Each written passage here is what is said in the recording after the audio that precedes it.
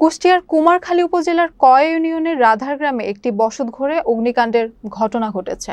শুক্রবার রাত আনুমানিক 2টার দিকে সবুর দোকানদারের ছেলে মোহাম্মদ নাসির শেখের পরিত্যক্ত বসতঘরে আগুন লাগে বলে জানা যায়। এতে ঘরের 4টি কক্ষ পুড়ে যায়। স্থানীয়রা আগুন দেখতে পেয়ে ফায়ার সার্ভিসকে খবর দিলে তারা ঘটনাস্থলে এসে আগুন নিয়ন্ত্রণে আনে। তবে অনুসন্ধানে জানা যায় গত রমজানের ঈদের পর থেকে ওই বাড়িটি পরিত্যক্ত অবস্থায় ছিল এবং সেখানে কোনো সদস্য বসবাস করতেন না। ভুক্তভোগী পরিবারের দাবি, আধিপত্য বিস্তারকে কেন্দ্র করে 2 মেম্বার গ্রুপের লোকজন পেট্রোল ঢেলে আগুন দিয়েছে। তবে এলাকাবাসীর একাংশের ধারণা এটি শর্ট সার্কিট থেকেও হতে পারে। এদিকে 2 গ্রুপের পুরুষ সদস্যরা এলাকায় অনুপস্থিত থাকায় ঘটনার রহস্য আরও ঘনীভূত হয়েছে। কুমারখালী থানার ওসি জানান, ঘটনাস্থল পরিদর্শন করা হয়েছে। লিখিত অভিযোগ পেলে আইনগত ব্যবস্থা নেওয়া হবে।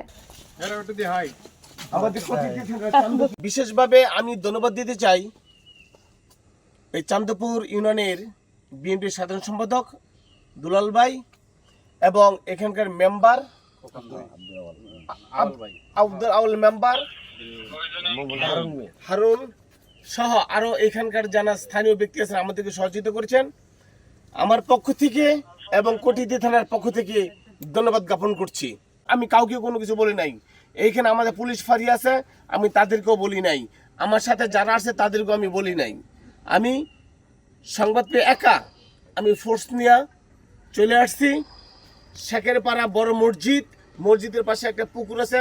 শফিক, এই যে আপনারা দেখতে পাচ্ছেন 140 পিস ইয়াবা এবং ইয়াবা বিক্রির 18,500 টাকা আমরা এইখানকার যারা সাধারণ জনগণ আছে তাদের সম্মুখে আমরা জব্দ করেছি।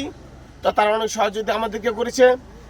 আমি আশা করব এই এলাকায় তারপরও যদি অন্য কোনো ব্যবসায়ীরা সাহস পায়, তাহলে আমি এই দুলাল ভাই সহ এখানে মেম্বার তাদের সবাইকে আমি বলতে চাই, আপনারা গোপনে শুধু আমাকে জানাবেন। এই ব্যবসায়ীকে সাহস পাই কোথায়? এই যুব সমাজ আজ ধ্বংসের দ্বার প্রান্তে। আমি অসুস্থ এখন। এই অসুস্থ নেওয়া সত্ত্বেও আমি কোটিদিবাসীকে কথা দিয়েছি যে আমি যতদিন আপনাদের সেবায় নিয়োজিত থাকব, আমার পক্ষ থেকে ন্যূনতম সেবাটুকু যেন দেওয়ার চেষ্টা করব। এই রাতে 3টা বাজে আমি পায়ে হেঁটে মেইন রোড থেকে, আমার গাড়ি আমি আনি নাই, সিএনজি দিয়ে আসছি।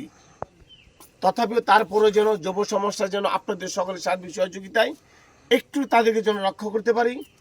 এই কোটিদি থেকে মাদকটা যেন আমরা নির্মূল করতে পারি।